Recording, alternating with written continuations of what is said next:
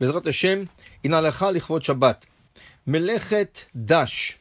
On a parlé une fois que dash veut dire que quand ils écrasaient le grain de blé qui se trouvait dans une pochette pour faire sortir le grain de la pochette. Alors, presser une orange, Ken, rentre dans cette catégorie.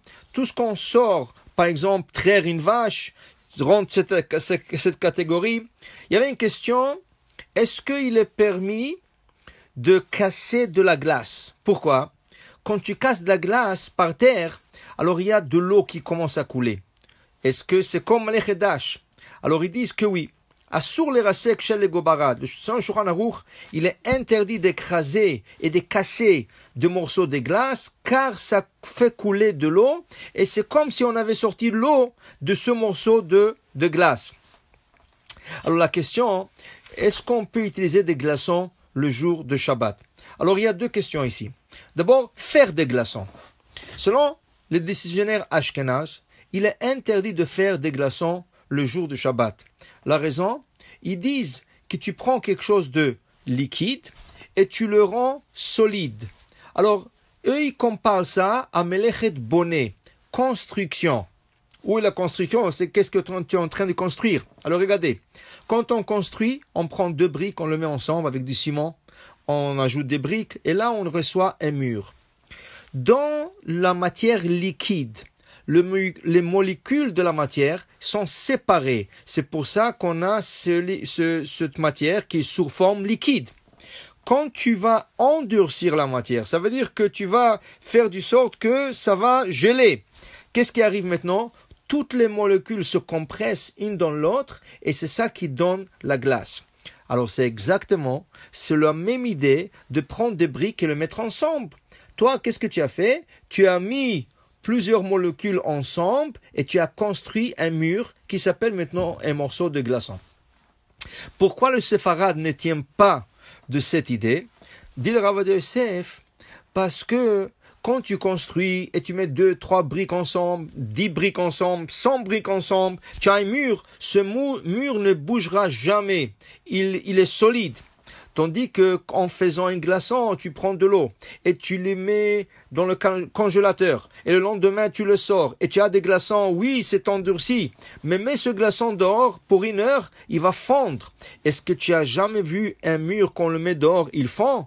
Alors ce n'est pas comparable à bonnet et c'est pour cela pour le séfarade, c'est 100% permis de prendre de l'eau et de le tourner glaçon dans le congélateur le jour de Shabbat et d'en profiter le jour de Shabbat. Maintenant, il y a un autre problème. On a dit qu'on ne peut pas casser la glace parce qu'il y a de l'eau qui coule et là, c'est comme si on avait tiré un grain de blé de la pochette qu'on appelle melechet dash. La même chose, quand tu casses la glace, c'est comme melechet dash. Alors, si on prend un glaçon, on le met dans un verre d'eau, dans un verre de vin, n'importe quoi, pour le refroidir, il n'y a aucun problème. Mais maintenant, toi, tu veux faire fondre le glaçon dans le verre d'eau. Là, il y a un problème. Si tu prends une cuillère et tu remues le verre et le glaçon il commence à fondre par ton action, c'est comme si tu avais cassé de la glace et tu as sorti de l'eau et là, c'est interdit. Mais si tu le fais d'une manière indirecte, alors selon Rav Ovadia Yosef, il dit c'est permis, il amène le Kaf HaChaim. Comment on le fait indirect? On attrape le verre. Pas qu'on introduit une cuillère pour faire fondre le glaçon, on attrape le verre, on remue le verre en cercle, et là c'est vrai que ça commence à tourner, mais c'est une action indirecte, car je ne touche pas le glaçon, je remue le verre, et indirectement, ça fait remuer le liquide, ça fait remuer aussi le glaçon, et là ça donne de l'eau. Alors dans ce cas, faire glaçon le Shabbat pour un séfarade, c'est permis.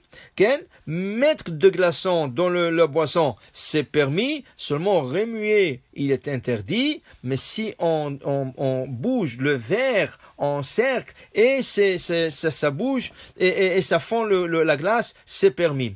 Sur même ordre d'idée, il y avait une question, est-ce qu'on a le droit de faire fondre le sucre dans l'eau? Tu fais un verre de thé, tu fais un verre de café, et là, tu mets 1 cuillère, 2 cuillères de sucre, et tu commences à remuer, et si l'eau est claire, par exemple, si tu prends de l'eau chaude claire, qu'est-ce que tu vois? Le sucre a disparu.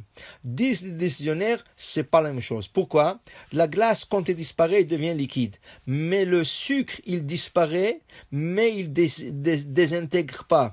Laissez le verre reposer quelques minutes, vous allez voir que la majorité de ce sucre retourne à tomber au fond du verre. Alors en vérité, tu l'as fait comme intégré dans l'eau, mais elle est toujours là en train de flotter en petites particules qui à la fin se trouvent en bas. Mais quand tu bois et les particules sont encore mélangées dans le liquide, tu es en train de goûter ce sucre. Alors en vérité, le sucre est là, mais il n'est pas fondu. Alors mettre du sucre et le remuer avec une cuillère, il est permis le jour de Shabbat. Baruch Adonai Leolam. Amen ve Amen.